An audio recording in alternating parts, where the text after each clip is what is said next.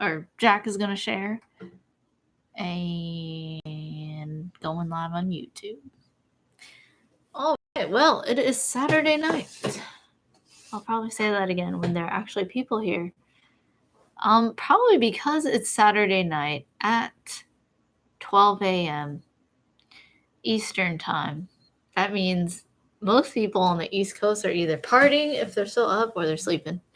And you have the Pacific time, the West Coast. So, hello everyone. I see people joining. That's cool. Okay, 10 people. Wait. By the way, on Facebook, if you want a better view, Facebook, go over to YouTube because that's where it's widescreen. So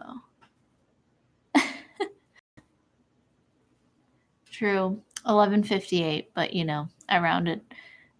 All right. Hello. So I'm excited. We'll wait for Jack, as before. And we're going to cover Brightburn and Godzilla. We watched Godzilla King of the Monsters a few days ago, and also Brightburn. I just like watching movies. I really enjoy seeing what whoever's writing and directing it, what kind of ideas and philosophies they imbue in movies. Because any movie you watch, any book you read, you'll usually see the bias of the author and their philosophy. It's so fun to analyze.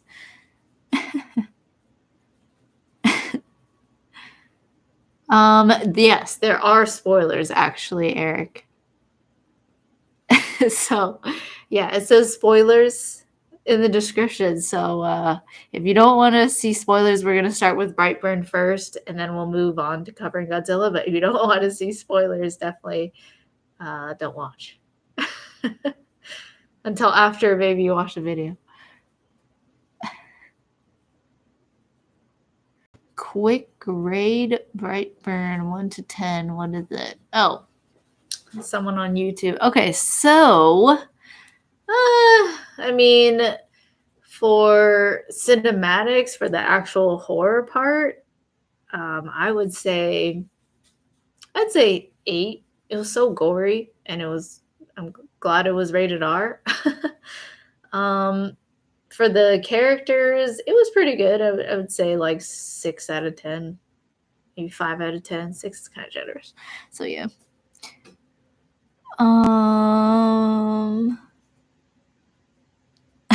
Ari said, no, I'll leave after the first review. Okay.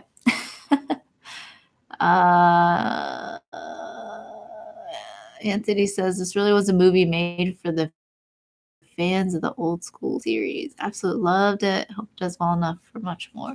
Yeah, it was interesting. I liked watching the director and I guess what would you call him? The producer writing it? I forgot the names. It's like James something. I don't know. Maybe I'm sure Jack knows. But yeah, they had a very interesting view on the idea that heroes tend to be like really good, and here you have like an alternate story. So it was unique. It was interesting. Very entertaining. Welcome back. I'm back.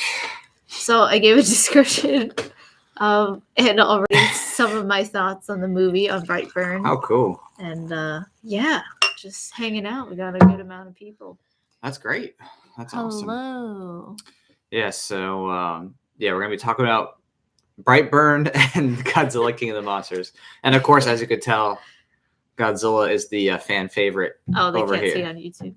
Oh, on Facebook? I mean Facebook. Yeah, Facebook if you want to see. Go to YouTube. Go on YouTube for the widescreen. Go to YouTube. But your Facebook's good too. It's up to you. Definitely. Someone said, it's so late. Why are we doing this so late?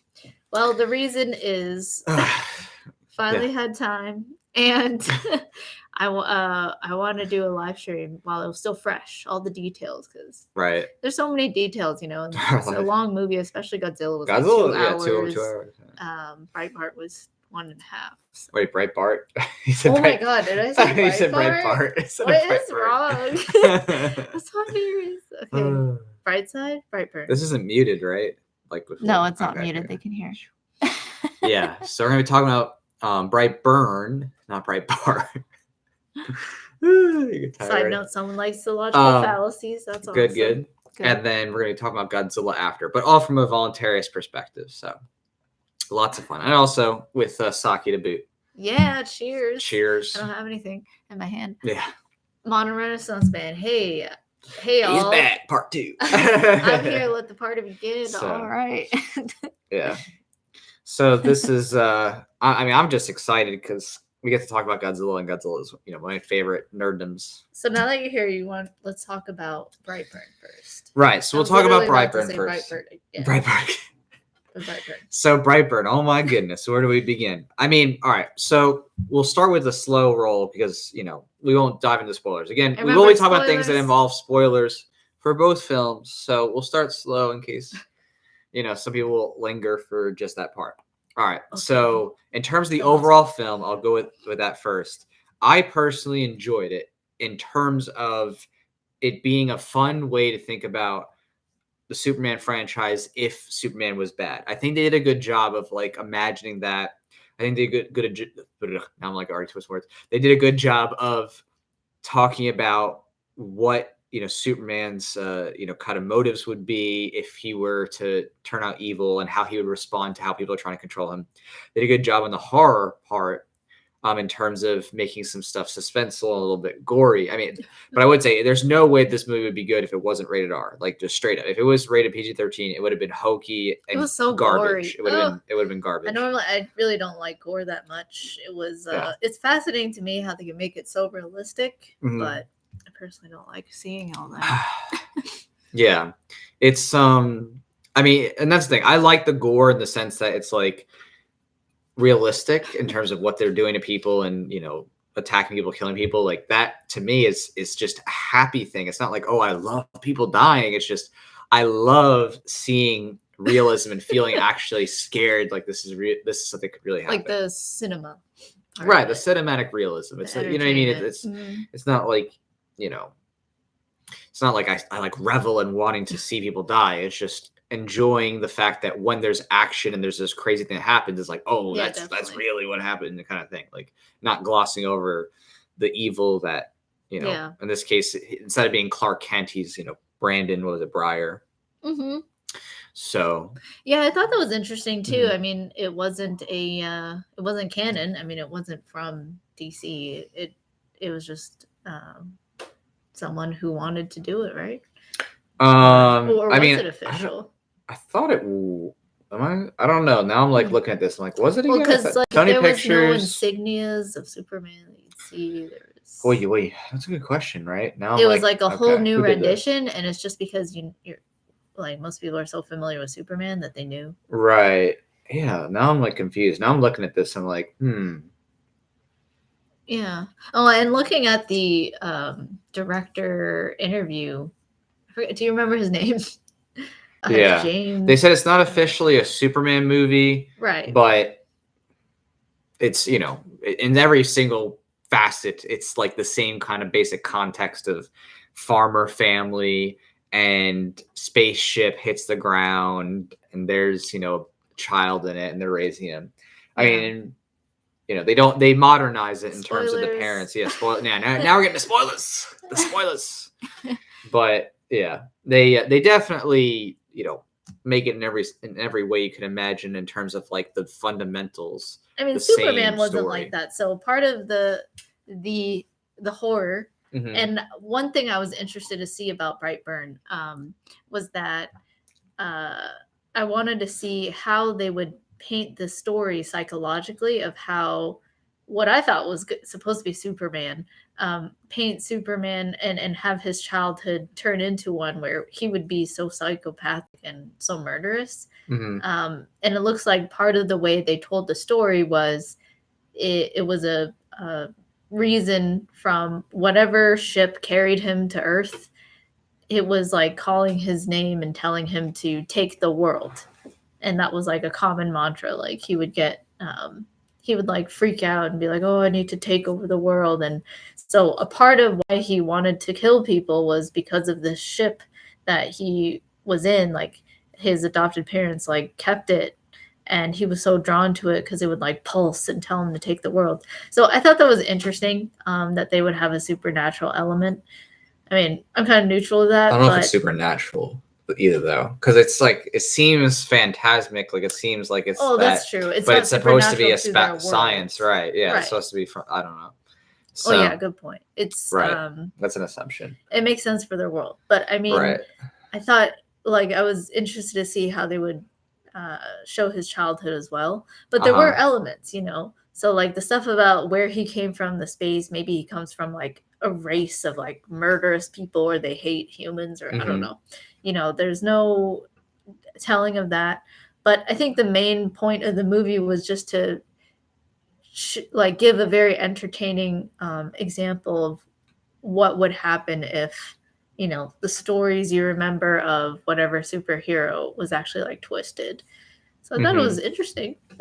Yeah, no, it definitely was interesting, and I think that the director said they had a few millions or several millions in budget compared to like Marvel or DC, like they're spending hundreds of millions. So I mean, yeah, I could look up that. It seemed to be number. Like a. Let me see. I'm very curious. I don't know what prompted him to do that, but like, and who funded it. But I thought that was really interesting. It seemed like a side hobby, Well, I mean, yeah, I mean, it was official Hollywood kind of film of James Gunn, but let me see. I'm going to look at the exact number right offhand. Yeah. So Brightburn failed budget. Let's see what it was. So yeah, it was only $6 million. It was only $6 million. So pretty tiny for Hollywood films. Like, Godzilla's budget was like about 200 million. A lot of the Marvel movies are upwards of 100, 200, million sometimes. So yeah, definitely a much smaller budget in comparison. Right. Modern Renaissance fans like, hey, y'all, let the party be. Oh, whoops, I read the wrong thing. He said, should we try to get them drunk tonight with Super Chats? Oh, goodness. We could. We were always down to get drunk on Super Chats. We did. I just have water in this mug. Yeah. But yeah, so. You know what? Every Super Chat over 5, I'll take a drink. It's like. Goodness. Here we go again. I wasn't going to drink. I'll take a drink regardless. I know. You're going to take a drink regardless. You guys don't have to pay Jack. He's like, I'm here. I'm going to drink. Right. So the thing, though, that I think was most interesting, at least for me, like thinking about this from a voluntarist or libertarian perspective, is just the nature of Brandon's character, how he lusts for power and has a sense of entitlement because he sees himself as being special. He sees himself as deserving of taking over the world. He sees himself as being entitled to other people's bodies and resources. And I just found that to be such kind of like this epitome of the statist psychology in a character, because it really is. If you think about it, it's like, I'm special. I deserve to rule the world. Right. Drunk on power. I'm special. I deserve to rule the world. I deserve to do whatever I want to anyone. And if you don't like what I'm doing, well, too bad. I should be in control, and I'll murder you if I don't like what you're doing. I mean, the sociopathic entitlement, I thought, was a great parallel to politicians. So definitely. That's really interesting. And that was another thing, is I wonder, what is the political message here, or the philosophical message? Like, what is their idea? Are they libertarian leaning? Are they statist? I couldn't really tell, because they dropped. Well, I can tell the creators were definitely statist overall, I think, personally. I mean, the one thing that kind of like, whenever it comes to Hollywood films, there's always some tell signs about the writers, right? And in this one, the father's reaction to, and again, spoiler. So if you, I said that. Oh my goodness! Spoiler. I know we put in the description. Right, we did put in the description, but you never know. Someone comes in like, no. The dad, when the son actually is gifted a gun, he's gifted a gun for his birthday, and he's like, oh, he's still a child. And it's like the dad takes him hunting already, right? So like the dad literally takes this young kid hunting where they're using guns, but then he's like, oh, he's too young to get a gun for his birthday, even though the dad's been taking him out hunting for years. It's just those little things that like make it clear that they're trying to still put in an anti-gun message. And the father, right? Later, it's so subtle. It's subtle, but the thing is it's that little bit of programming. That's how it always works. This is why we live stream at night, because those are little little details. Right. And then the dad's guns, when he uses it, he has like a freaking bolt action rifle, like a joke of a rifle. Right, that's useless. Like, are you kidding me? Like, what are you gonna do with a freaking bolt action rifle hunting and stuff? So like, awkward. You're gonna get killed by a wolf. It was so awkward how they just left the dinner table. So like, the uncle apparently gives the gun for his birthday, and then he's like, "Oh my gosh, we talked about this. No gun for my kid that I already am taking hunting." But then they walked out on the supposed husband. I mean, not husband. Their the uncle and the aunt like on dinner and just left them behind. Right. It's like, what kind of close familiar relationship is that where you can't just be like, oh, it's okay. Like, thank you for trying to, whatever. Yeah. So it's like, did you call bolt action useless? And I'm like, yeah, they're pretty much freaking useless when the number of rounds you need to fire off is more than, 1 a second. Because of an impending attack. Like, I mean, this is not hard to figure out. Like, if you have a creature that's coming after you or a gang of people coming after you, that bolt action's not going to be fast enough to get off the number of rounds you need. Like, on that note, I don't know if it was intentional. You can if you want. It's I don't judge you if you want to do it for fun, but I'm just being real. You're not going to be doing much. And on that note, I don't know if it was intentional, but they had no ARs or anything. Mm-hmm. Nothing like that. Just only shotguns. Right. Even the police only had like a shotgun, even the police, just handguns or a shotgun. Right. And it's like that whole idea. If you see some Hollywood movies now, like they only ever show when it comes to self-defense, a pistol, a revolver being used. They never show like an AR or anything like that. Right. That is very true. I agree with you there. Yeah. Yeah, it seems to be intentional to me. Well, that's a Hollywood trope, and you've seen it over years, is that private people, if they use guns, right? Private people using guns, only revolvers. Like then Hollywood intentionally tries to, as much as possible, if it's a legitimate, not like a sensationalist movie, but like someone who's like in the course of events of the movie, a real regular person using self-defense with a gun, they try to give them the most crappy freaking gun you can imagine in terms of like, ammo count.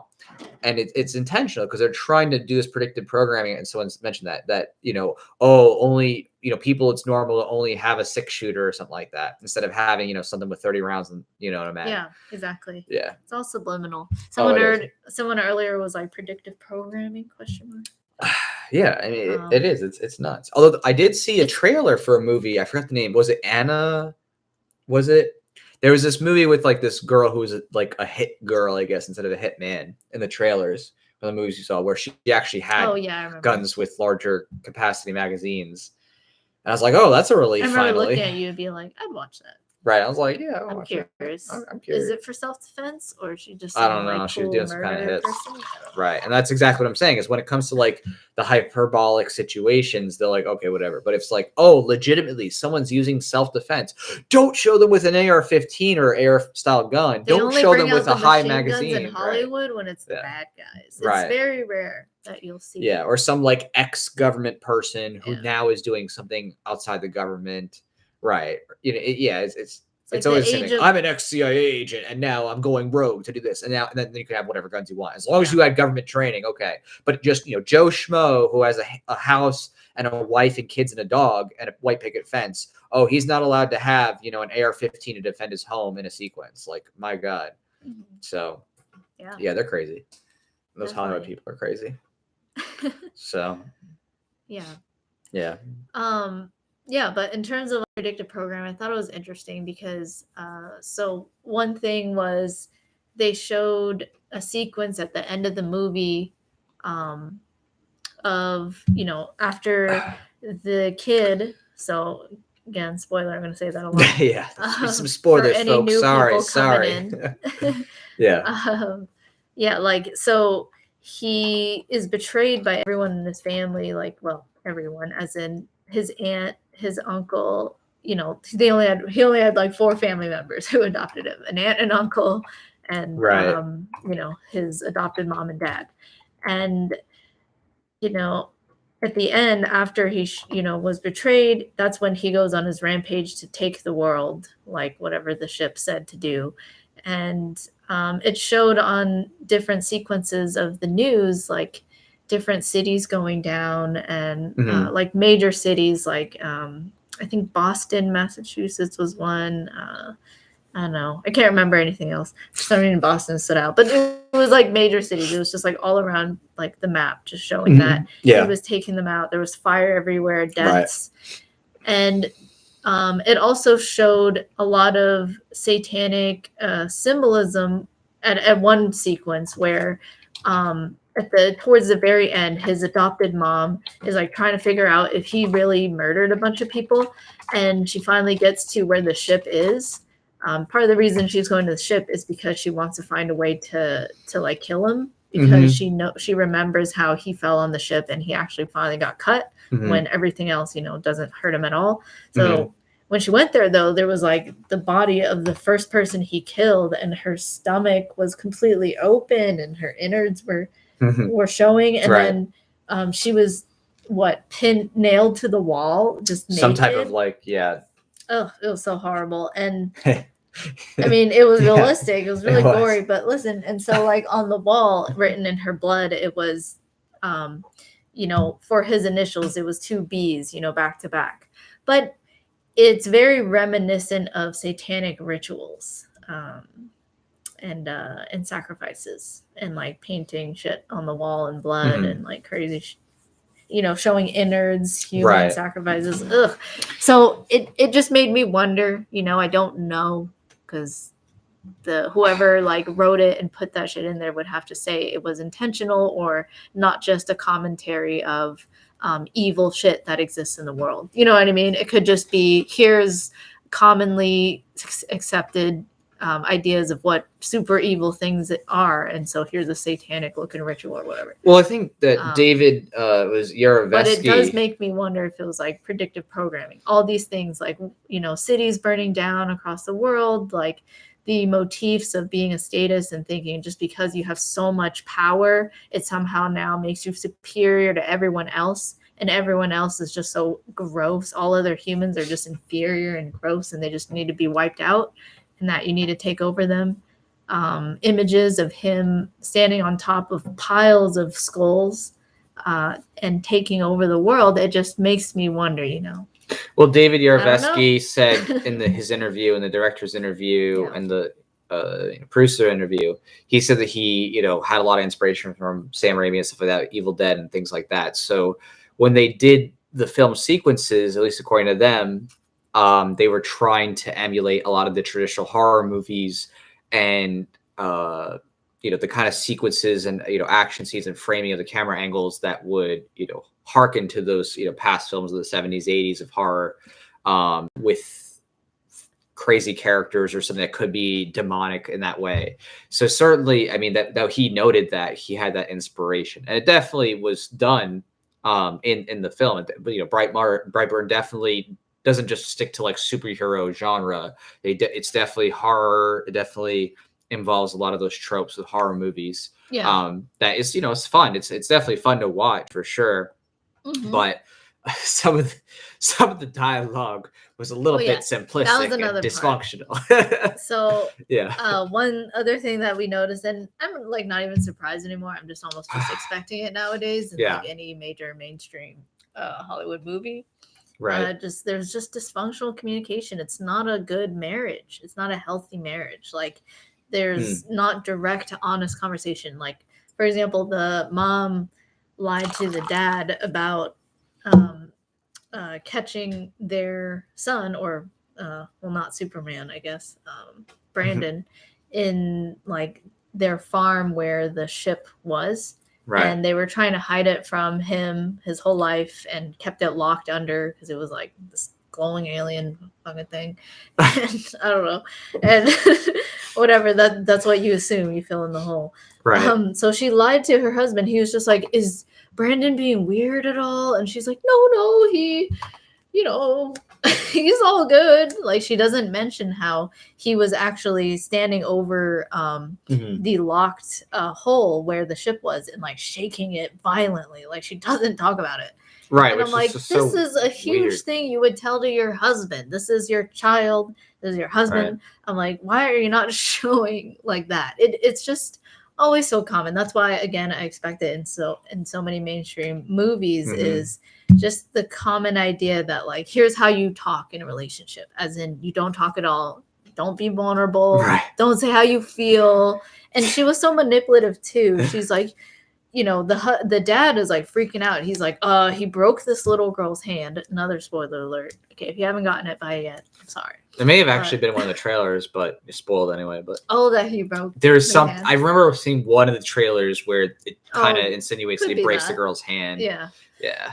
Haven't seen them all, but yeah. So anyway, so like the dad's like freaking out because he sees evidence of like his son being something's off, like murderous, aggressive, super strong, whatever. And she's just like, you're tearing this family apart. Or like, she's like, you're making a bad situation impossible. Like, but there's no specifics, you know, it's just an assertion, a judgment statement without any specifics and no vulnerability. So it just showed that was an annoying thing. So somebody asked me earlier when I asked what you think, they asked me, okay, on a scale of 1 to 10, what's your overall rating for Breitbart? For me, Breitbart. Breitbart. There goes. We need a swear button because this is live stream. Yeah. It's like demonetized. It's no longer for kids.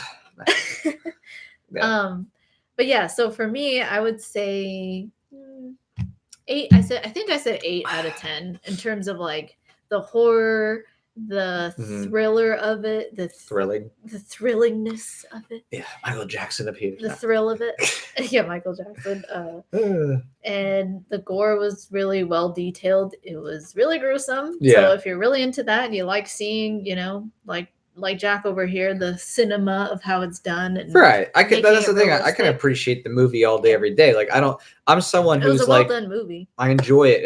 If there's status themes, I can still enjoy the movie. You know what I mean? I can still enjoy it and just appreciate the art and appreciate the story. But yeah, I mean, you could still call out what the status themes are. Limited choices of art. Oh yeah, we'd have nothing except Voluntaryist and a couple of things. Right. So yeah. But it was a lot of fun though, and I think that it's just a good reminder of how much the discourse is limited within mainstream Hollywood stuff, because you know they can only go within their certain window of acceptable discourse, and they don't have any meaningful philosophy about what, you know, in this case, you know, the Superman character, you know, Brandon's doing. So that's my other rating, is because of dialogue and the lack thereof. I just said 5 or 6 out of 10.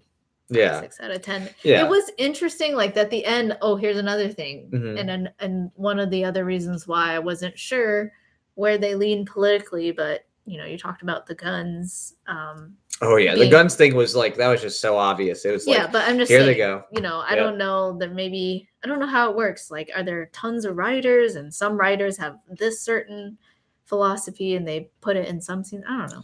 Well, I do actually. So there's a main writer, and there's whenever you have a level of this production, it has to go, you know, through the Hollywood writers. There's people along the production chain, whoever's the producers and the executive producers, they're going to review the script as they go and like do a final, you know, check on everything. Then it goes through MPAA for rating. So, and then if the MPAA, which is just a group of random people, literally, there's a great documentary on it. You can Google it on the MPAA. If they say, oh, you know, if you keep this, it's going to be rated R or X or something, then they cut it after, you know, whatever. But yeah. I mean, you know, it definitely is a movie that's a lot of fun. And this, if you're a comic fan, or, you know, you're really into comic movies, or you're really into horror movies, it's worth to see. If you're not into one of those genres, it's like, whatever. But cool. So what's your overall rating then? My overall was that I'll give it like a soft 7 out of 10. And the reason why I would even give it that is just because I did enjoy the fact that, you know, it gave you another alternative universe kind of thing, thinking about what would happen if Superman was bad. I enjoyed that actually we're good on the gore part. Oh, wow. So, oh my goodness. Thank you. Thank you, Sway, for that. Wow, that's so okay. He said this is for the F word. Awesome. He sent us a super chat on YouTube and said, all right. So I'm gonna get permission to say fuck now. Okay. There we This is go. for the fuck word, which YouTube won't Sorry, let me type y'all. in the Sorry. box. Yeah. Thank you. This no longer is a so much. Christian channel, which is as PewDiePie would say. Yeah, Yeah, he's I like, got there from it goes. PewDiePie this emphasis on Christian. Right. He's like, He there it pronounces goes. it Like that way. PewDiePie always like covers stuff, to avoid being demonetized. So Oh my god. thank you, Sway. Now we can actually, just go full Yeah. balls to the wall with it. Thank you. Yeah, Thank balls, ball sacks. Balls to the wall. Fuck. Now this is rated R. Here we go. We're good. Rated R. We're good to go. Thanks, Sway Ocean. Right. Thank you. Yeah. Yeah, you're right. We don't give a shit. Yeah. Now we okay. But Demonetized video. demonetized, whatever. No. But yeah. So I would say, if you haven't seen it and you're still lingering with us, it's fun. It's a fun movie. It definitely is enjoyable for the action sequences. It's fun. Yeah. To like, especially if you're into that stuff. Either your horror. It's like a Netflix and chill movie. Yeah. Like it keeps you on your toes. If you want to just it makes you relax, wonder. have something to analyze. Yeah. Have different. And the thing is that, and again, at the end, there's spoilers. So sorry, folks. Pause it. Right, spoilers. Like I should probably write it. At the end of the movie, there are some hints at other characters that might be going bad. I don't know, like an evil Aquaman version. So, it's an evil Wonder Woman potentially. So it's something that I do hope they do it. They were saying it was dependent on how successful financially the film was, and based on the box office, it's iffy. Dude, but so what was fascinating was fun. At the end too of Brightburn, they showed also some, not Alex Jones, it didn't say Alex Jones, but some dude. They showed a YouTube like website screen with the video, so it showed someone's on YouTube, and it said the YouTube channel was like Think Free or something like that, and the guy talking was with a mug, and he was like macho and really looked like Alex Jones basically, and he was like loud, and he's just like, we gotta like expose all this and look. All this stuff is happening. They mimicked Alex Jones at the end of it. Yeah. And that was mimicked Alex Jones. Loved it though. I loved that. That was hilarious. That's one of the other reasons why I was like, okay, are they for liberty or are they one of the status? Is this just, someone said earlier, again, predictive programming? Are they just are they just poking fun at, people who actually see the truth of what's happening, but poking fun at how crazy they look and how they can continue to get away with taking over the world? Well, that's just the thing, is that carrying out the agenda to kill most of the population in order to oh gosh, we can't get to Godzilla just yet. That's another topic for Godzilla, but with the Alex Jonesy character, the thing was he was right. That was the cool part, is it's like, okay, you have this guy who's supposed to mimic Alex Jones at the end, like ranting and raving about the conspiracy of the Brightburn town, that because the town's name is Brightburn. Instead of Smallville. So he was right though, in this, end credits epilogue. So it's like, okay, they're like making fun of it, but at the same time, it's like, but he's actually right about what he's describing. So it's like, okay, are they nodding to that or they not? They seem to be anti-gun. So it's like in very dysfunctional communication. It's sending me mixed messages. That's why I was like, I'm not sure. Is this pro-liberty, pro-tyranny? Are there just a mix of writers? I don't know. Right, and it's always tough again, to see that. I enjoy it, and another thing it gives to me just watching movies like this, it's like, what could I do? And it's just building my bank of references in my head of how to have a movie that's entertaining, how to have suspense and build the story, and so it's cool. I can appreciate that separate aspect of it, the art. Right. Yeah, and that's the thing, is at the end of the day, I'm a comic book nerd. I love this stuff. I'm a comic film fan. Nerd. Yeah, I love it. It's not like I can enjoy it even in status. I can have a lot of fun. I am just a knowledge nerd. I am a enjoy learning about everything. A person who appreciates that. Yeah. Yeah. Sapio. But yeah, it's one of those things where it's like you can enjoy the movie, and there's some cheeky dialogue and stuff like that, but it can be a lot of fun too. So there's room for improvement. And hopefully it can inspire some rich person to be like, I can do better. Let's have some philosophy of liberty up with this. And that's what I'm doing about that. All about that. But we need more. All about that liberty life. Yeah, for sure. But yeah, it's going to take a lot of hard work because the people in the mainstream media in Hollywood, especially, you know, they don't want people thinking outside, right? That discourse of what they want you to have. You know what I mean? Like, no matter what, even if they have rebellion, they want it to be a controlled rebellion that leads you back to, oh well, we need the state, whatever it is, you know, Star Wars. Ooh, there was the other thing. Yeah. One thing I was curious of what they would do, and I look for this in every movie now, is how do they present the state? How do they present governments? And in this movie, unsurprisingly, they just presented government as the neutral party. And the main representative of the state was like the local sheriff.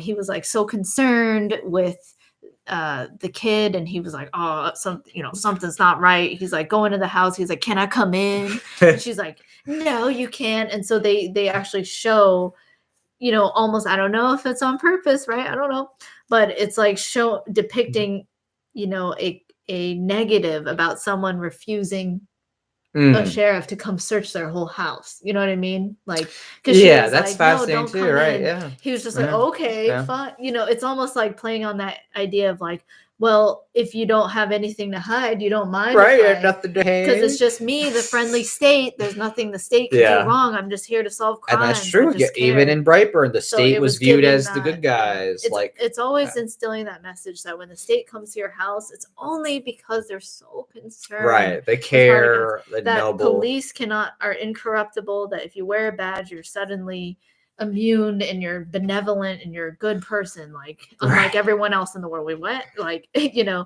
there's always, you know, so that was one thing I noticed. It was the state's the protector, the neutral party, the good force. Although Brandon, you know, the Superboy Brandon guy, he does splatter a cop. I'll tell you that. He just boom splatters him, and it's like, yeah.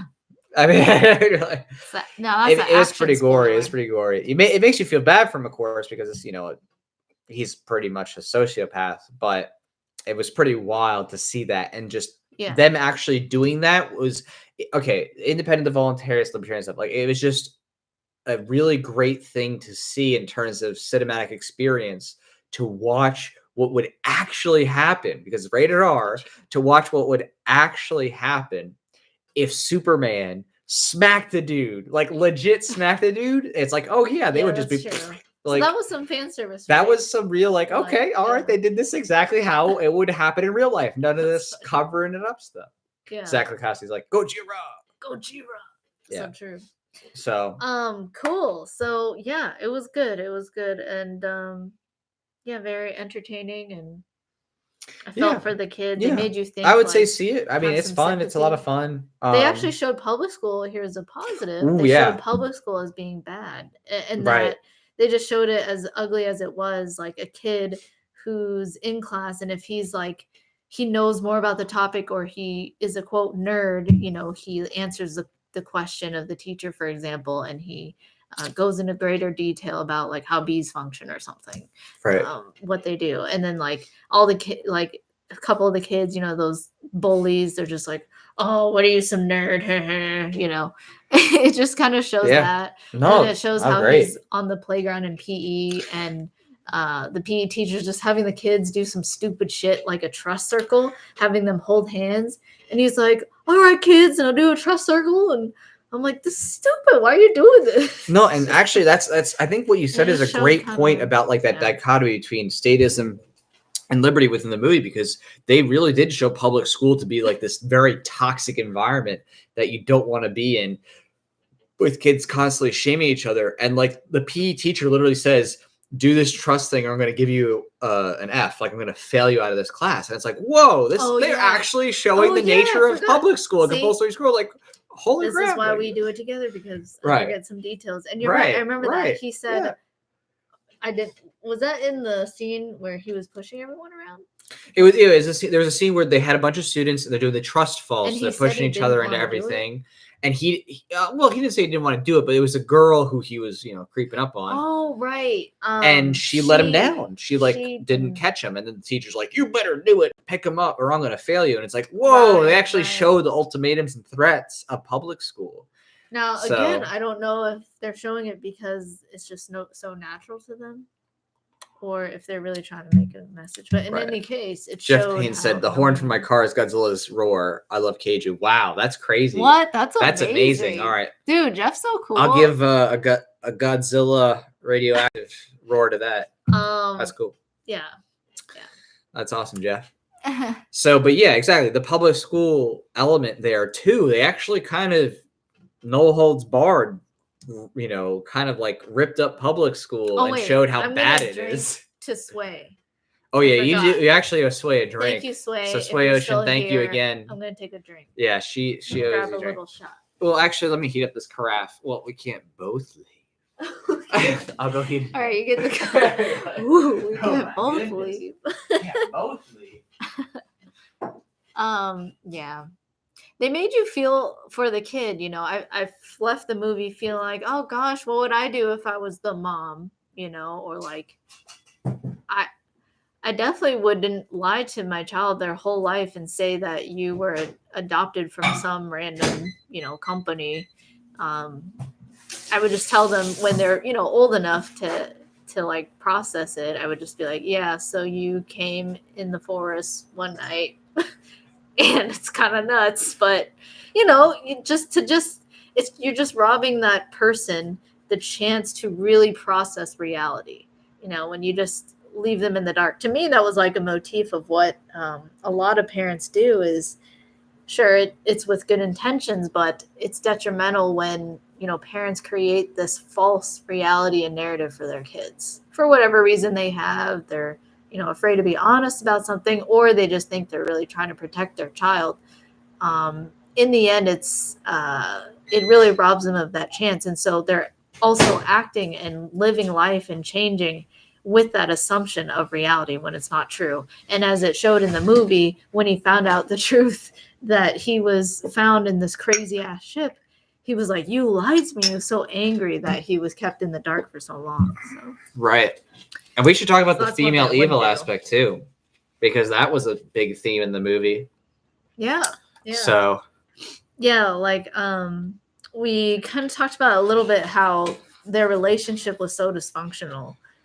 But like more specifically, the mom who adopted Brightburn, Brandon, she was like, you know, so into her son and like really loving and doting, like very touching and affectionate and like kissing her son and stuff. When it came to her husband, like the only affection you saw was when they're either like just horny. Well, actually only when they were horny, not either, just only when they were horny was when you saw like major affection. Yeah.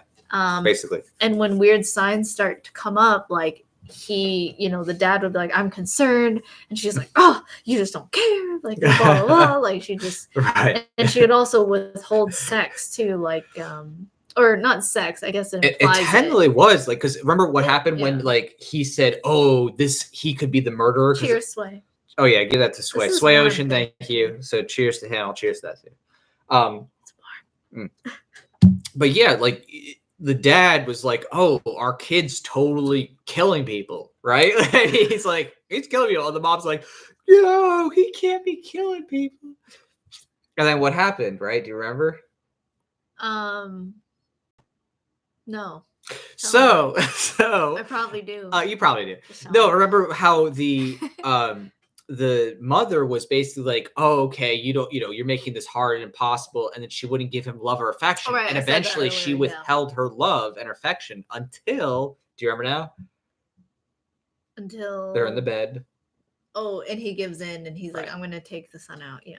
Right. So basically she literally, instead of having a vulnerable conversation about the situation, she withholds affection and love and affirmation until he caves and says, oh, you know, I'm just not being a good dad. I'll take him out for the weekend instead of actually having a real discussion about, oh, he could be a murderer and look at the facts.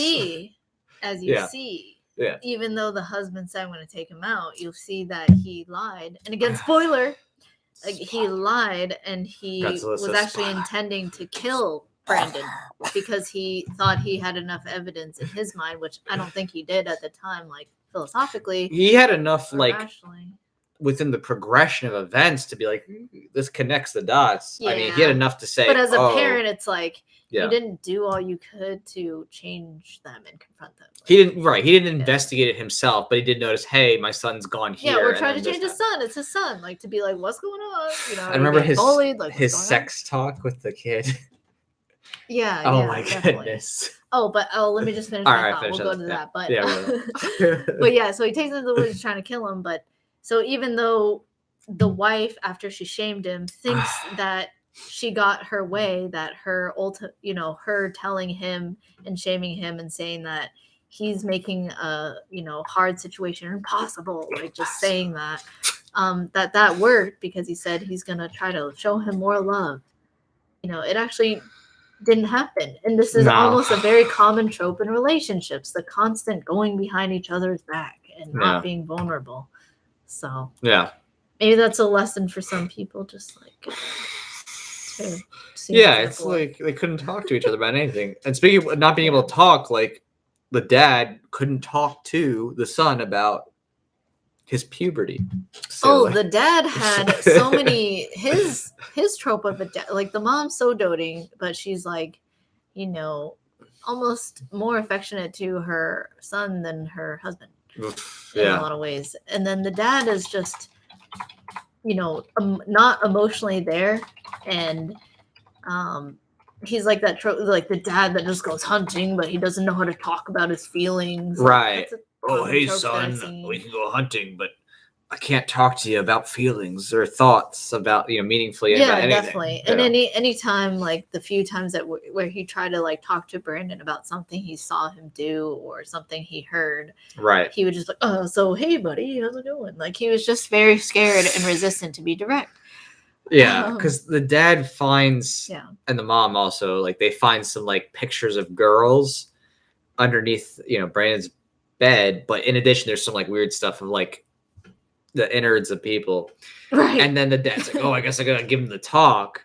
Oh, but he never like meaningfully talks about it, and instead of like giving good communication now, so the dad's like, oh, wait a second.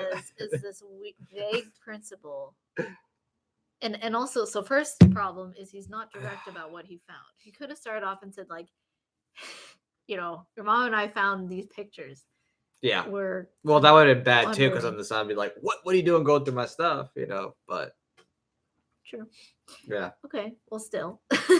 Godzilla says, like, I guess, respect to private property. Yeah. Well, then they'd have to say sorry for that, I guess. But, he brought up the sex, and he just gives a general thing about, sometimes you have urges and now you're going through puberty, and sometimes it's okay to just go through with those urges. But he didn't talk to his son about consent or anything. Right. There's no concept of about consent. Relationships, nothing about finding someone you love. He said if you find someone you love, but it's just generic. Like it was. Oh, but it's generic, and then after that, he like contradicts it and just says sometimes it's okay to go through with those urges, but like. Yeah, it's just so funny. It's just, not funny. It's just silly, like how not clear he is. About it's bad. I mean, and of course, they're trying to do some things for plot plausibility. They're trying to make enough dysfunction that they can actually carry the movie forward and excuse why people don't know what they're doing. But the dad's discourse on that though was pretty bad, and basically, it set up who would be, Brandon, the Superman character, to go and basically be a potential murderer / rapist. So well, cool. I think we covered this movie. Let's not go too much more. I mean, we pretty much just spoiled everything, right? Yeah, we did. Let's spoil Godzilla now. Yeah, that's what we really care about here. There you go, Facebook. Oh, someone said, "Yay, I love your videos." That's Godzilla. You are one of the few young people that speaks sense. Actually, one of the few baby boomers and younger that speaks any sense. Baby boom. We're way past the baby boomers. But yeah. But thank you so much. I appreciate it. Thank you. So I guess we'll transition. Again, Brightburn, fun to see. By the way, you're not going to see satisfying philosophy in it, but you will enjoy probably some elements of it. If you're into horror or you're like a comic book nerd, you love it, and you just want to see all that stuff. Yeah. Godzilla time, baby. Cool. Let's do it. Can we start off? Jeff said, video of my car's horn. Again, Godzilla. We'll have to watch that later, but we will tie it over to Cancel. Yes. Cancel. I'm gonna cancel. Don't worry. Sorry, I had to do some physical removal because you're clicking links. Hey, that's my property too. That's the Tragedy of the Commons. Tragedy of the Commons. All right, Gojira. Where do we start? Do we start with the overall? Oh, I'm ready. I'm so ready. I've been dying for this. So Godzilla the movie. I mean, obviously, if you look at Rotten Tomatoes, the critics hate it for all the wrong reasons, right? They're like, oh, there's not enough dialogue, character development. Yeah, what was the score? It was like 38%. The meta, like last I checked, like the mainstream critics were like 40%. And then the audience score was 88%. Right. But it was a point, it was like 43-90. A third compared to more than everybody who was actually a Godzilla fan loved the movie because it was focused on the monsters battling. Like it was like 75% monsters battling, 25% human action, which was great. So I would say in terms of rating, 10 out of 10 on the monster battle. Yeah, it was finally. Good. I thought it was worth it if you're I mean, some of our friends were just like, I mean, that's the whole point. You know, the reason you go see a Godzilla movie is because you want to see giant monsters. Right. Fighting. It's like I came to watch giant monsters fighting, not little people bickering. What I mean? What is this? Exactly. So it's like, Godzilla's great. Finally, like they actually did a Godzilla movie Hollywood style. So it was. If you're into that, this is the time. Go see it. It was very well done. Long movie. Make sure you pee before you go in. Pee a lot beforehand. Empty it. Empty it out. But yeah, it was a great action. Philosophy though, that's the other part of it. Oh goodness, right? Yeah. If we get into the human part, philosophy, then it's going to be a damn. But we'll do it because that's what we're here for. Okay, so one of the big parts, again, spoilers. One of the big themes was the quote evil person in the show. Well, not really evil. It was weird. Like she seemed confused, or like they made her seem like almost like a Thanos character. Like they're both Malthusian. They both think like humans, the world's just overpopulated. Humans just naturally, make the world worse and pollute the earth, and we need to restore nature, and therefore we need to kill off most humans. I mean, they had the exact same idea, Thanos and the woman scientist, which is the mom of the girl who's played by the Stranger Things girl. Right. And so her whole thing is that she actually wants to revive all the kaiju around the world. They called them Titans. They call them Titans. Like, why? What's the point of you doing that? They're actually kaijus, right? Right. Of course, in terms of it's like, what was the? I don't even know why they call them Titans. Like, we're gonna make it American now. It's Titans. Like, why did you have to? Just don't even waste your time. Just call it. It's kaiju. Like you have a Japanese guy in the movie that still says Gojira. Like you didn't even have to change it to Titan. Right? It wasn't like full American. So anyway, side thing. Oh my god, Polga. Okay. But yeah, so it's really interesting, right? Thanos and the mom character protagonist, one of them. Oops, that's my hair. Wait, who did you say? Did you say Thanos? Yeah, Thanos from Marvel's world. They have the same view, the same the same Malthusian view. Humans are a cancer. Right. The world is overpopulated, and therefore we need to kill off most of the world's population in order to restore balance with nature. Like that's Thanos's whole view, and so is this I don't know what it's called, the science lady, who's the mom of the stranger girl actress in the movie. Yeah. But yeah, so that was really interesting. And one thing we noticed was how nobody responded to her with reason or evidence. Like the mom gave, her reasons for why the kaiju should be revived and eradicate most of humanity to restore balance or whatever. And the people who responded to her, like her own daughter, her husband, were like, "You're crazy, you're nuts. Like I can't believe you." But there's nothing, no counter arguments, no actually some humans are a cancer, that's really collectivist, or no, people actually help, and some people want to be sustainable or whatever. There's improvements in the market, or actually what you're talking about is polluting now, actually uplifts humans in the end and helps to promote humans to live longer. Like, like there was no dialogue at all. And that was right in the moment where the character is Emma Russell, where she gives her monologue about how her mission is to unleash the monsters and that humanity needs to be destroyed by the monsters so that there's balance for nature.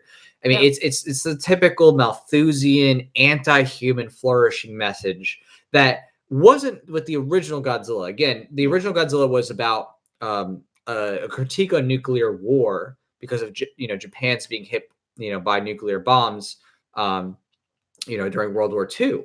That's where Godzilla comes from. That that concept is a commentary on that. But this one was more the Godzilla of the late 60s and 70s, where Godzilla was used as a tool to talk about pollution and overpopulation, right? Which was a popular thing in the 70s. But it was total garbage. I mean, they presented her view with some argumentation, like she actually had a claim, reason, evidence about what she believed, but then the response was weak and just like calling her names and stuff. They called her names, but she actually presents an argument, which means that basically, and how it's written, it's to make you think like, oh, okay, maybe what she's saying is right. Like, oh, she's right that humanity's a cancer, but it's just too extreme to try to kill everybody. The same thing happened with Thanos. Right. In Avengers. Same thing. They never gave reason or evidence. They didn't talk about capitalism. Like they don't talk about the state. That's the big thing. They don't talk about the state. Yeah, they don't talk about the state. They don't talk about state and how the state is huge polluter of it. Right. They don't talk about, governments, blowing up bombs is pollution. Government dropping nukes is pollution. Government shipping military men around the world is causing pollution. Oh, but it's just humanity at large. It's just this whole collectivist mindset. It's so annoying. And yeah. So that's why, we say the action was great, but then the battles are great, but the underlying philosophy, it continued to seem like predictive programming too. Oh, that was definitely like, it's just the idea of, just think of humanity as a cancer. Oh, no matter what you do, like industry is just going to lead to humanity's destruction, and you should just become one with nature. And it's just sick. It's absolutely sick what they're doing to basically depopulate the world. And when I say they, I'm talking about the people who are in the most upper echelons of control of governments and banking and stuff like that. Banking cartel. Yeah. So, that's literally what it is. It's an anti-human mindset that is this idea of, okay, we should kill off everybody so that there's only, so many people left, so that those in control can like reasonably manage all of the human population. It's a weird claim too, because it's like humans are bad. I want to kill other humans. Yeah. Yet I myself am a human. Right. So aren't I bad and shouldn't I die? Well, that's how it works. It's just, death is okay for you, but not for me, right? I'm an elite person. I'm whatever, whatever upper echelon group you want to pick. It reminds me of the Brightburn movie, where that view of, because I'm superior, because I'm a scientist, I'm a physicist, I'm a whatever, I'm a politician, I can whatever. Therefore, I'm superior than you, and you're lowly, you can die off. Like, there are sick, evil people in this world that really believe that. They just see everyone else as little pawns. They don't care how many people die. A lot of these people are pedophiles, and they control a lot of pedophile rings, and That's true too. They're I mean, because again, with when it comes to the circle of power of those people, the natural inclination is, if you're both intelligent and you also are perverse, what do you want to do in order to secure your future is to join the power ranks to ensure that you never come under scrutiny. And that's how it works, right? That's why the people who are social workers, people who work in CPS or the CIA, stuff like that, it's the most evil, wicked people. It's literally the people who are the most likely to abuse others and want to cover up their tracks, because they want to be in an institution where they are able to hide their perverse desires and fantasies. And that's what's crazy, is it's like, when you think about that, it's like, oh, like that's weird, but it's like, it totally makes sense if you think about the economics of it. It's like, okay, you have an institution where there's certain people who control, the persecution of those people. It's like, okay, well, what's keeping the people who have, intelligence plus that fetish from joining those ranks? Nothing. Like, I mean, they can hide their stuff, get in, and then hide their tracks and be a part of, covering up their misdeeds, because there's no meaningful criteria to expose them. So it's kind of crazy. So very interesting. So yeah, there was that Malthusian theme, really cool monster battles. Sway Ocean says, I think the CC thing is 1 part environmentalism and 5 parts totalitarianism. What's the CC thing? I'm not sure offhand. Oh, climate change thing. Okay. So I read on the thread. So climate change, 1 part environmentalism, 5 parts totalitarian. Yeah. Well, it is. I mean, in terms of climate change, we'll get on that topic. Oh yeah. I'm ready. I'm ready to take this on. It depends on who you're talking to. I'm ready to take this on. It's not any part environmentalism. For some, it's totally about totalitarian control. For some, it's just an excuse. Well, for the people who are trying to institute their version of control, like carbon credit system, and basically, it's, carbon credit system is literally not changing output. It's just, if you output, pay this tax. Well, does that change your output? No, they're just, okay, well, I'm going to just pay money to these cronies, and they're going to fund it into their organizations, their NGOs, their not-for-profits, and then keep cycling their power of, and control through those organizations. It's like, so Rule 34, one of the rules of like the nature of government is that if there's a regulation, you can bet there's somebody who's getting their pockets lined, benefiting somehow, their job secured in some more ways. So. The climate change stuff to me is just, it's one of those things that is so easily debunkable if you actually just go to the history, right? First, you got to go, okay, wait a second. When you say climate change, okay, well, what exactly is your benchmark of what the climate is supposed to be, right? If you're going to be philosophical, okay, what is it supposed to be? Then how did you measure it in the past? Then what is it that you're looking to do with the future, right? And then once you actually put those pieces together of the history, what it's supposed to be according to your metrics, and then what the action plan is, you realize none of these things have any meaningful, application to changing the production of whatever greenhouse gas someone wants to demonize next. It's basically just a system of control over people and eliminating people's ability to be productive and to, have industry and to be free, basically. Because they're not offering any alternative. Yeah. They're not risking their own capital. In fact, they're advocating for you to be stolen from even more so that you can do anything that they want with it, Right. And just instead of them being like, hey, I really believe in this alternative fuel source. I think it's a better alternative to petroleum or nuclear or whatever, but they're not risking it. They're not banding with other people to risk their own capital, and trying to fund new research or anything like that. They're not. Right. They're just trying to force everybody to change. It's so annoying. Well, right. And that's the ultimate problem is that because it's just about control. They're trying to use force to threaten people into submission and to steal their stuff. They're not meaningfully, even by their own standards, trying to get to a point of being green. They're just literally being like, okay, well, we'll let you keep polluting by our standards. Again, by their own standards, you're still technically polluting, but just pay us more money so we can line our pockets and produce more propaganda. It's not, you know what I mean? If you were dead serious about those things, you'd be like, oh, okay, all planes, trains, automobiles must be stopped immediately. Stop burning anything. Stop any, second or third world development into the first world. You must, go back to the jungle. Like that would be legit, okay, consistent. And there are some people who are that really crazy, of course, too. But when it comes to the political realm, no, they're just playing this game to pretend to care while really they're just lining their pockets with their new whatever tax and reg scheme. So it's total garbage. And outright evil. Basically they're basically saying, people of the second, third world have to starve and die and suffer and they can't advance. And it's sick because on that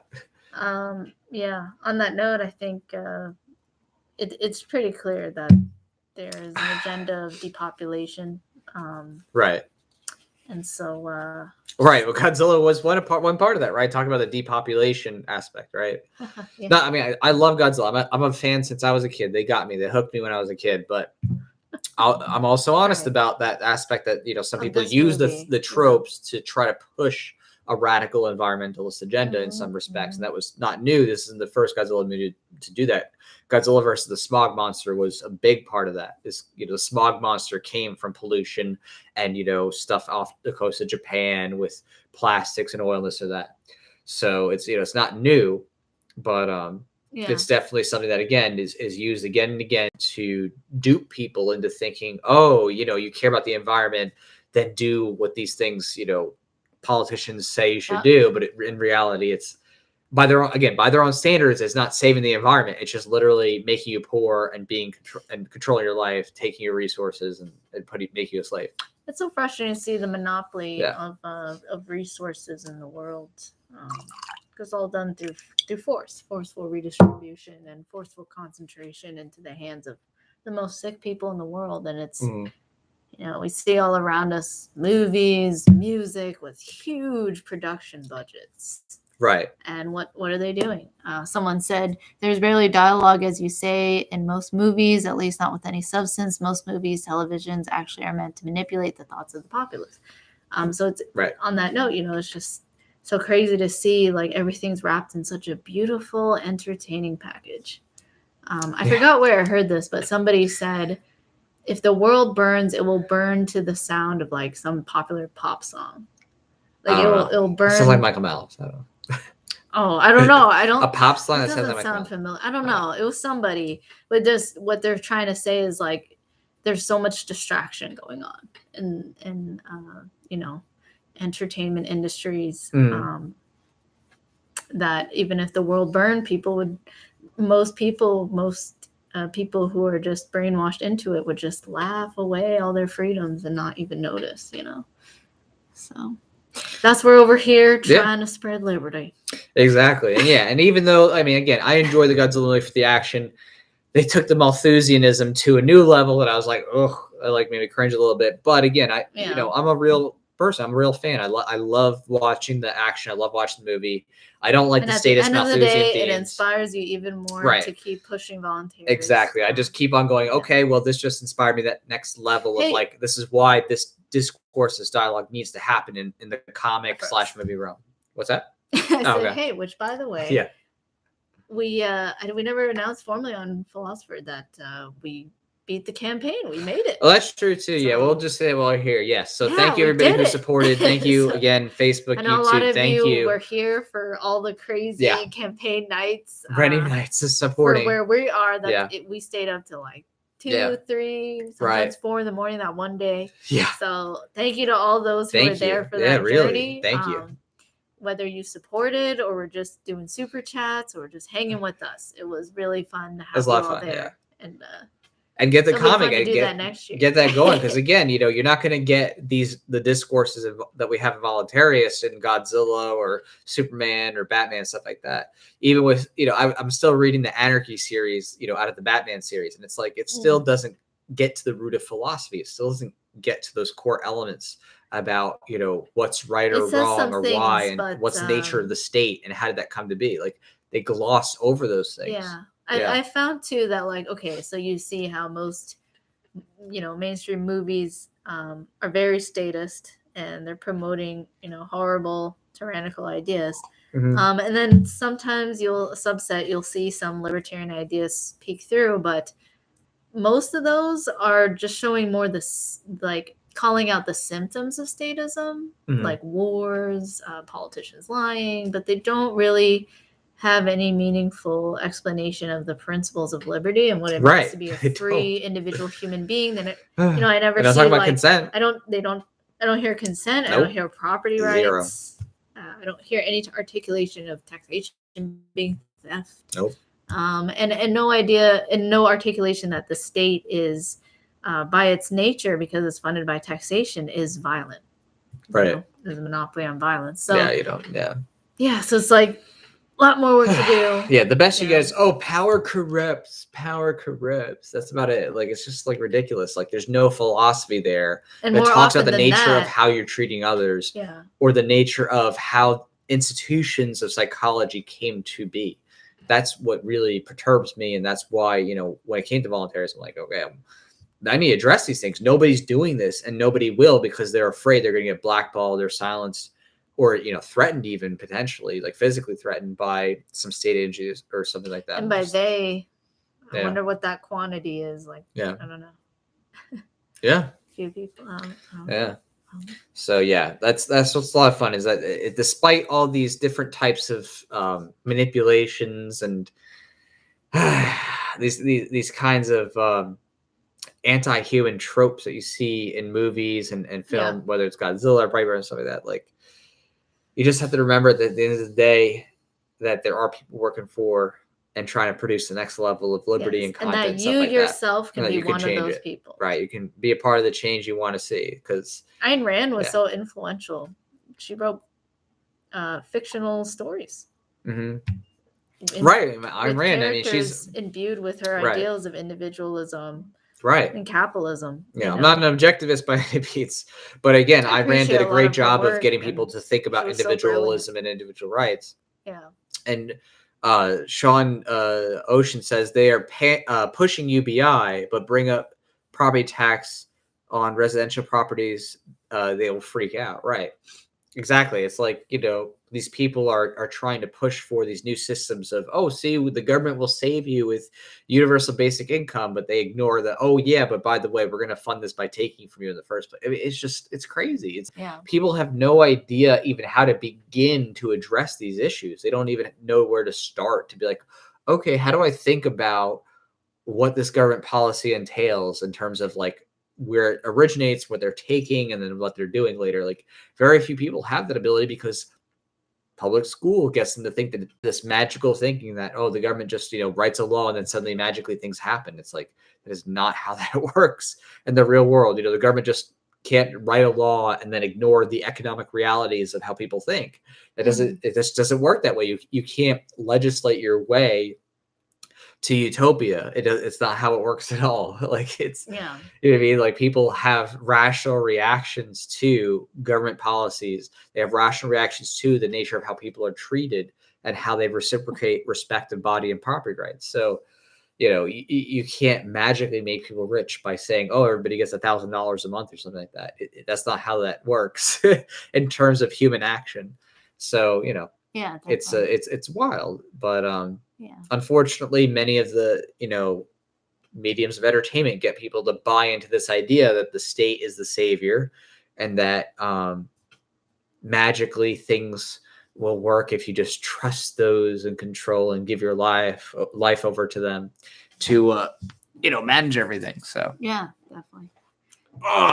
Cool. Well, I can't feel my butt now. Good night, Jeff.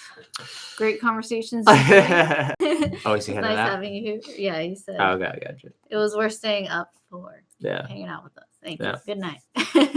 Yeah. Yeah. Well, I think we covered most of it.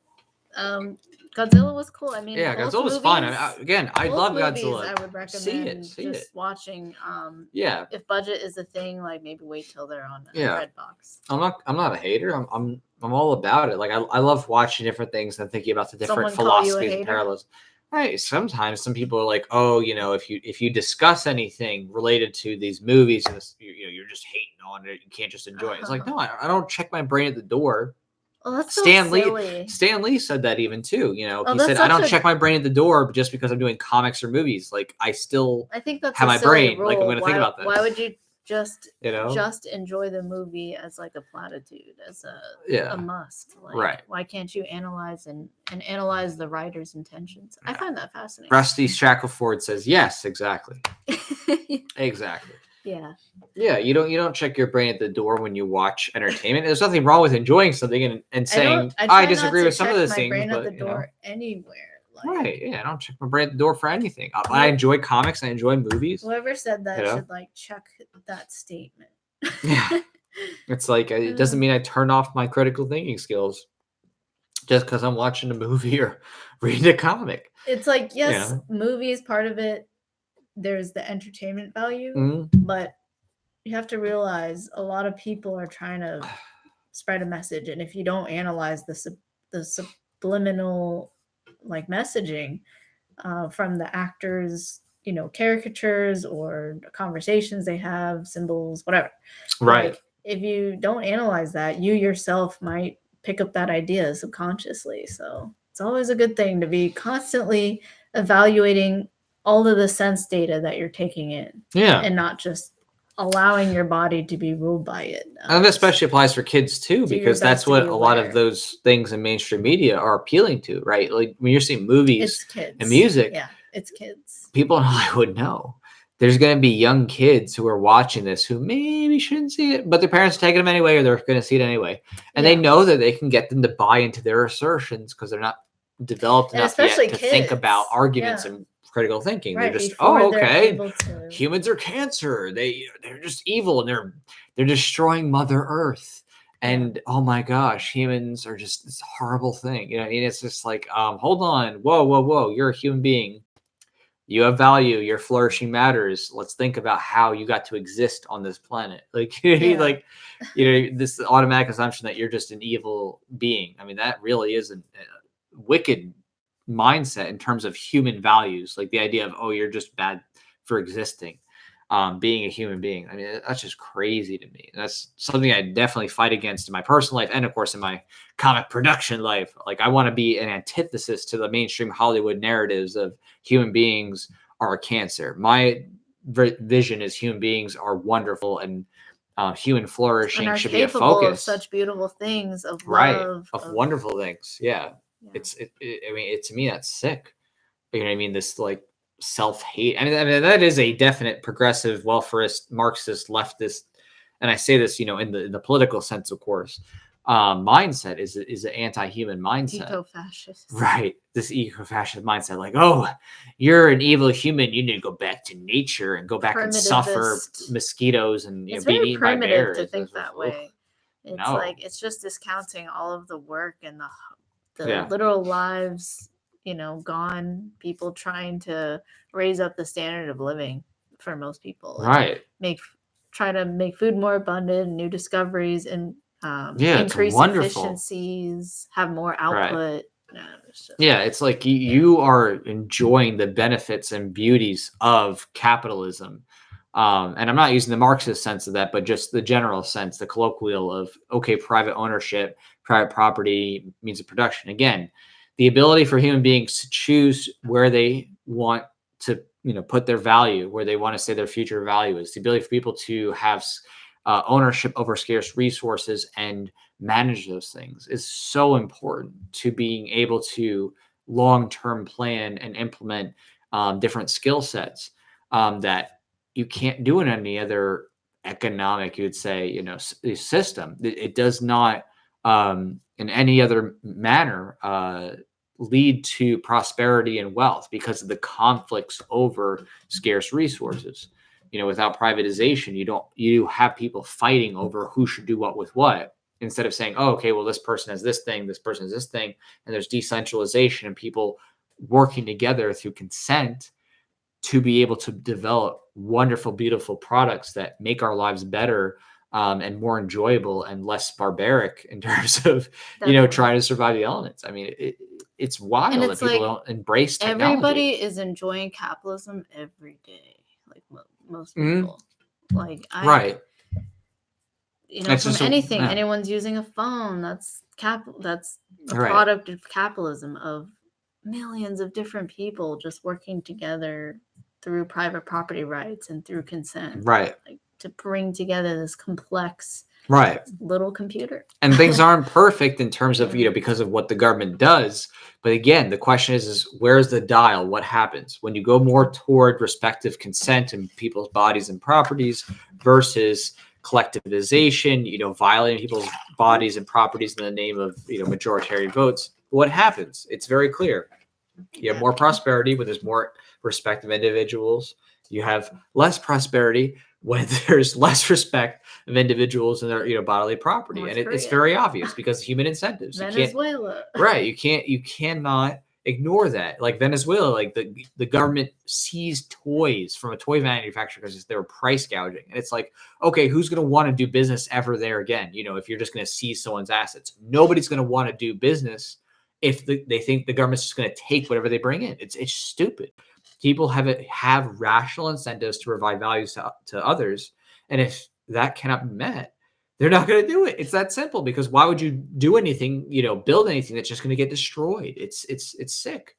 So, that's why we want to keep working toward more consent, more respect to people's bodies and properties, because if you don't have that, you have people who are using violence to rip stuff from other people, to raid them and harm them. And again, there's tons of historical this or that's problems with slavery or government violence, but just because there's problems historically doesn't mean that there isn't a philosophy to move toward for the future to ethically better oneself.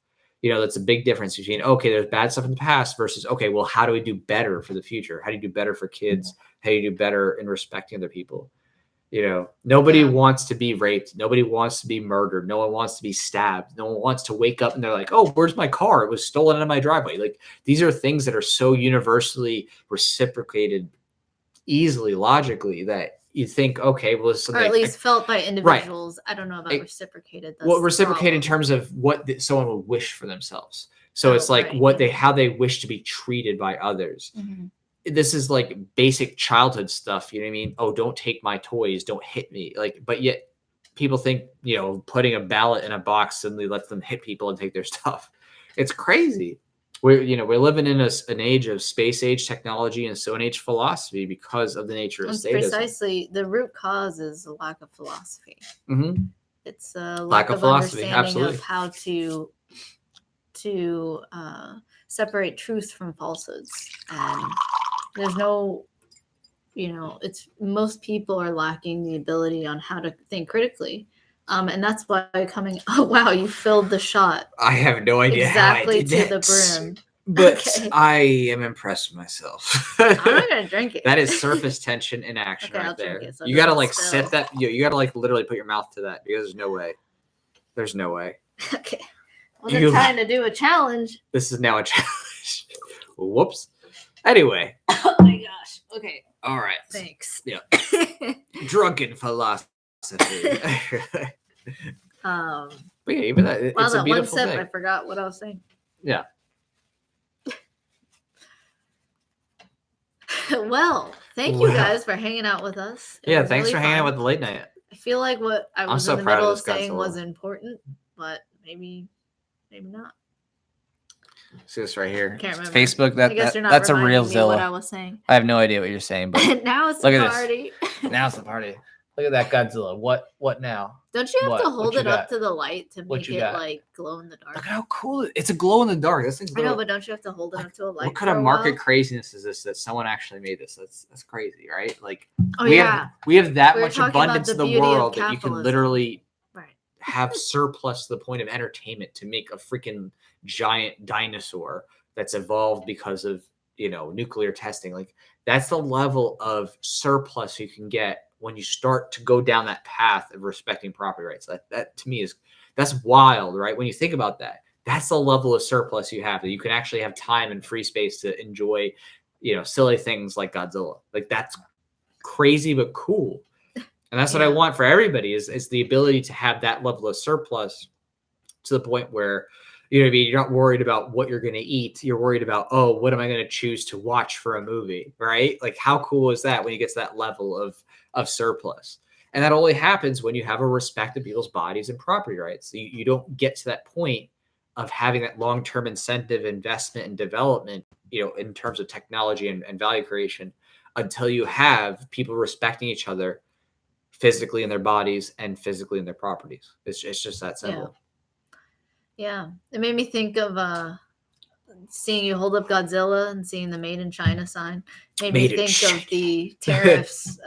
What is it? 40% tariffs. I don't even know what the tariff amounts Trump signed off on. It was like 25% at least. But I mean, 40. How? I don't know. I mean, I didn't read that's exactly. That's just crazy. That just undoes all of the corporate tax cuts. Right. Yeah. Like if people don't get it, tariffs are nothing more than you paying more for the products you're already using. Yeah, exactly. So it causes inflation. It's just taxation. All right. Let me see here. Tariff or increase in prices. China Trump amount. We'll look at this. Well, I think it's been a good hour and 20. I think we should close it out here. Should we? I want to know what this tariff amount was exactly. I forgot what it was. We'll close on tariffs, I guess. And it's 25%. Yeah. That's right. Okay. Not much stuff. 40. Not much diff. Yeah, 40 would be wild. That'd be crazy. It is. Yeah. But again, I mean, tariffs are nothing. Again, what is it? What's a tariff? Oh, okay. The government is collecting a freaking tax on a product being imported from another country. Oh, okay. So you mean tell me that the person who's paying that is the consumer in America, and that the tariff is a tax to the U.S. government. Oh, what does the U.S. government do with that money? Oh, they use it to, bomb more countries, steal from you more, restrict your property rights more, oppress you more, spy on you more. I mean, it's just crazy. Like, people don't get this. Like, you can, and people say, well, what about the slave labor in China? The slave labor in China is not being fixed because of a tariff. Guess what? It's not changing that. You're not changing the nature of that state. In other words, the government officials, because of using either embargoes or tariffs. That's not changing it. The government's still evil over there. Those people are evil. Cheers. And they are still solely interested in trying to control people as much as possible. That's why they have the social credit system in China. So you're not making their lives better. You know what I mean? What makes people's lives better? Engaging in trade, offering opportunities for information sharing and technological sharing, because then people can take that and liberate themselves. Because again, you can't liberate other people because they have to choose it for themselves. But if you inspire cultural freedom here, and people in other statist countries can catch wind of that, they can be inspired too. Right. Exactly. Like you can't. Right. Well, I mean, it's not like on board capitalism, right? But it's, you cannot free people by force. They have to have their minds changed, or they will go right back to statism every time. Like, this is not hard to figure out. You know what I mean? If your population psychology is, oh, the state's great, let's have another state. Well, guess what? You didn't change anything. They're just going to say. Wait, why are we talking about freeing people by force? Like, how is that related to terror? Just saying, because the idea of, the response to this quote unquote slave labor of China is to use tariffs and say, we're not going to let you compete. But it's like they need that economy and commerce and knowledge of the technology in the first place to liberate themselves. Yeah. Like, you'll see a lot of people who are pro these tariffs, they speak in very collectivist terms. So like, we can't have the Chinese making goods. Yeah. We need to have goods back in America. The trade balance. Do you realize how much it takes to build all those different factories, the efficiencies of workers, right? They just make it sound like it's so easy to just build all these factories, and meanwhile you still have not rolled back any of the regulations that made buying from China attractive in the first place. So it's just like these people who are just collectivizing all of China, it's so annoying. Such a pet peeve of mine.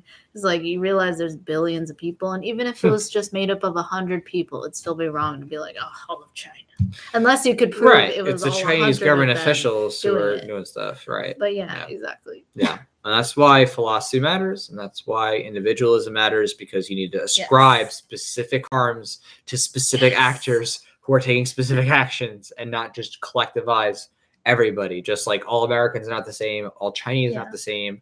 Again, it's specific people in the Chinese government, specific people in the American government who are oppressing people, who have a fantasy of enslaving people and themselves being treated as gods. Mm-hmm. Again, tie all the way back to Brightburn, right? Like Brightburn, Superman. Like how you tie it back. His character, Brandon Briers, was a great corollary to this state. It was literally this idea of, I am entitled to the world. I am special because of my existence, and you should bow to me, and I own you, and I should be entitled to your labor. And if you disagree, I should be able to kill you. That's what a politician's mindset is. Literally, like, not figuratively. There's nothing hyperbolic about that. Literally, politicians believe they own your body. They own your land. They own your property. They are entitled to whatever it is you do. And they think that your existence is only because of their special giftedness and their, creating laws and stuff like that. That's the only reason that you have any meaning is because of them. They think that they are gods, and it's sick. These people are truly deranged. They truly think that, you're nothing without them. That is basically that, their existence is supposed to be worshipped with your indefinite, perpetual tribute to them. And if you looked at this in any other context, like historical societies of kings and queens, and you said, well, yeah, that's weird. This king claiming they're a sun god and they deserve tribute. You'd be like, that's weird. But it's like, politicians now just say social contract or, the Constitution. And now suddenly, okay, now they're no longer sun god, but now they're just, see, I'm democratically elected. I therefore deserve to rule you, even though I'm in DC and I'm ruling you 3,000 miles away in California, Washington. I own your property. Like, it's just crazy. These people are nuts. They're literally fucking I can say fucking thanks to, Ocean. Insane. Sway, yeah. They're insane. Or Sway, yeah. Sway Ocean. It's crazy. And when you finally break free of that, when you break free of those strictures of and you realize statism, that it's just the same. It's no different than the kings and queens of the past that your own status government tells you was bad.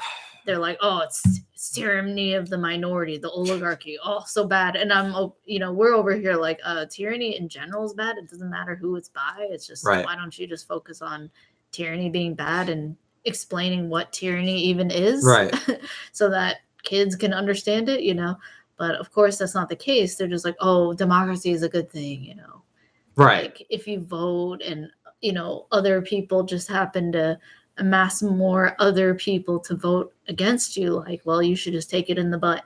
Right. It's righteous. Like if 51% say take it in the butt, you better take it in the butt and pledge and salute. You know what I mean? Like, it's crazy. It really is wild. Like, I look at this and I just can't help but see. I mean, I'm outside of that, and I understand. I myself, again, was not perfect. I was not born perfect. I had to learn the hard way. But it's wild when you're on the other side of the fence of realizing, whoa, we're in the matrix of psychology. We're in this literal matrix where, people think that putting on a shiny badge suddenly gives you the excuse that you can murder, steal, batter people, blow up people. And when you say that you could not do it as an individual. Most people are just indoctrinated to believe that. They don't even they probably don't even consciously articulate that they're thinking of it like that. They're not going to think in their head, okay, well, just because you put on a badge, therefore they just like see it, they just live it. And so here we are trying to create counter propaganda and try to wake people up with memes, videos. Next up, we'll be focusing more on philosophy and how to make an argument, how to think critically. We've touched upon that a lot here and there, like, talking about how to free your mind from collectivist thinking, things like that. But we're going to keep focusing on it. So, yeah. Yeah, absolutely. I mean, and that's the thing is it's one of those things where, we're what we're fighting against is we know it's huge. It's much bigger than us and other people who are, fighting for liberty. We know how daunting of a task this is. The royal, not just royal, not royal, like old family. We're talking, like many family like rich lineages, bankers, of people who literally believe that they are gods and that they have a right to rule in a dynasty or an empire, or they're, whatever, kings or princes, and that they deserve to own everybody by fiat. And we're fighting against this psychology, this worship of kings, queens, and then, through other forms of trying to manifest that same kind of leadership, presidents of, parliaments and stuff like that. It's the same thing. There's nothing different. It's the same thing. American democracy or democratic republicanism is no different than kings and queens of the past. Yeah. In terms of what actually is taking place. Definitely. So, if you actually look at who's running that, who's in control, who has the power to get even on the ballot in the first place, right? So, we are fighting against some very entrenched historical powers of people who, think that they should be able to murder everybody and depopulate and steal from everybody because they're special. Just like Brightburn and Brandon Briers thinks that he should take the world because he was a little special. It's the same thing. It's sick. And the way we fight back is by waking up as many individuals as possible. And we said this before, but we live in a time in history where, now more than ever, so many people have been exposed to the ideas of liberty. So this is our best chance, It makes me think of, you can see on Facebook, at least, not on YouTube, but on Facebook, you can see Voluntaryist. It doesn't say, but it's humanity's last stand against government. We're in it. We're in the last stand against government right now. That's true. With all the technological innovations, it's really at that critical. We're at that point where juncture, right, where it's either going to be tyranny that, wins out over it, or it's freedom. So we just got to keep working towards it. Work on yourself. Get your, as Jordan Peterson might say, get your house in order, clean your room. And it's a funny statement, but it's true. Like, Yeah. work on yourself. You're not going to be a good proponent of liberty if you're dealing with family dysfunctions, if you have unhealthy, toxic relationships that are unstable, if you yourself are a violent, shameful communicator, or whatever. So just let's heal ourselves, and then we can try to change as many minds as possible, people who aren't fully corrupted yet or something, and try to get them on board to try to create these, liberty enclaves. Yeah, because that's what it's going to take. It's going to take people saying individual we are going banding to together, work together with for your liberty. Community, connect, build friends, family relationships, and Yeah, soon enough, the governments of the world, I mean, especially the U.S. government, they have the technology that basically we're on that cusp where they could, mass murder people and basically control society in a way that is like every dystopian fiction you could possibly imagine, because the technology is there in terms of machine learning and advanced technology, because the government actually had, through the patent office, confiscated tons of different inventions that allows them to monitor and control people. It's on that cusp of being implemented, just like China's social credit system. So we're literally on that edge here. Anyone who's listening and remaining, we're on that last edge, that technological edge before total government control, the ability to make people disappear in a way that is unprecedented historically. The Soviet Union leaders would, or Mao would be, drooling for the technological control that the British government, the U.S. government has today. They wish they had that, and it's scary. And that fortunately, there's still the enough of a relatively resistance. Free. Let's build those alternatives as well. I think technological alternatives to what exists now, like a decentralized internet, decentralized social media, will be really critical in this transition to more technological advances for control. So we'll keep fighting, and thank you all for being here on Facebook and YouTube. So Facebook, YouTube. Thank you so much. There's been a solid 30 people, so thank you so much for being here and hanging out with us on this Saturday night, late night. East Coasters, it's 1:35 for us. Thanks, Sway Ocean. West Coasters, thank you, Sway, for letting us swear. Facebook's not monetized, so we don't care. That's why. But YouTube, thank you. And thank you everyone for hanging out. So thanks, Mark. We'll see you all again very soon. Thanks, Michael B. No, definitely. I love you guys too. We'll definitely keeping up some more liberty stuff, and obviously, keep making memes. We're gonna keep making videos, whatever it is, Anarchy Ball or Honest Teacher or Philosopher, Free Market Memes, whatever it is. We keep going because this is it. I mean, we see it. We see the writing on the wall.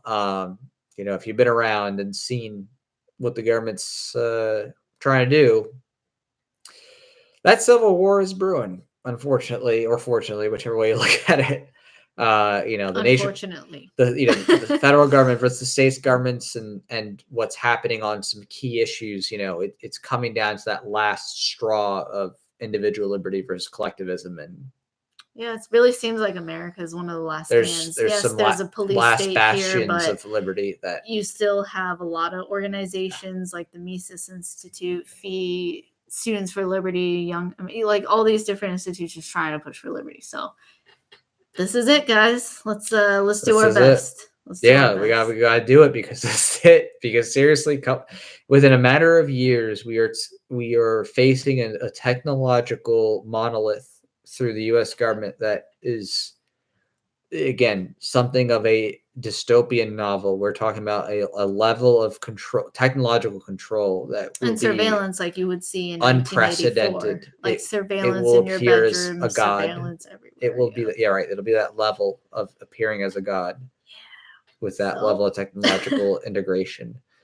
But like I said on the last live stream for the Voluntaryist campaign, if any of you remember, we'll we'll do the best we can to enjoy the life, and don't let it hold you back from trying to find love and, have children and build family and build roots. And yeah, of course, peaceful parenting all the way. And even in the worst case, scenario of a totalitarian state, I think, human beings naturally, not all, of course, as we see, there's so much variation, but liberty is such an attractive thing. Right. And even the tyrants, the controllers, want liberty for themselves. They do. They want liberty for themselves. Oh, they do. That's for damn sure. They'd get mad if you try to kill them, right? They'd freak out. They'd go, "Oh, yeah." Those people in control sure do love to have their freedom and be able to travel and be able to keep their property and keep their money. But I do believe, as we've seen through history, through the darkest of times throughout history, that there are still people who feel like they should reciprocate liberty to others. As much as they want it for themselves. So, and even the founding fathers of the U.S. Even in the worst case scenario, I believe the fire of liberty will still burn. Yeah, the fire of liberty burned even for some of the people who were part of the founding of America. Again, they weren't perfect. They did some evil stuff, like really reprehensible slavery stuff. They did some evil things, but even they grew a conscience. You know what I mean? Even George Washington said in his will, "Free the slaves." Like, people grew a conscience, and we can evolve and fight the tyranny that is coming, because it's, you know what I mean? If you can see the canary in the coal mine with other major European countries and China and stuff like that. Like, we are literally living in what will be the ultimate last stand against a totalitarian, murderous regime of people who will kill whoever it takes to control the entire world. So here we are. And hey, at least we're creating content that hopefully, if things ever turn into totalitarian, they don't just burn all the memes and the content and the videos. And all that. I love blockchain technology because it's attempt to resist that potential censorship, is to just like have things recorded permanently. So anyway, we're doing it, and love you guys so much. Thank you for, being fellow consciousnesses who love liberty and want freedom for all, who deserve it, who aren't fucking evil. Well, yeah, I mean, liberty, it does apply for all. Liberty is for all people, even potentially evil people. But I know I've said when they do evil thank acts, you so much. And Jack's had many drinks, so we will get going. Yeah, too many drinks. All right. Take care, everybody. Take care, everybody. Bye-bye, YouTube. See you later. Bye, everyone.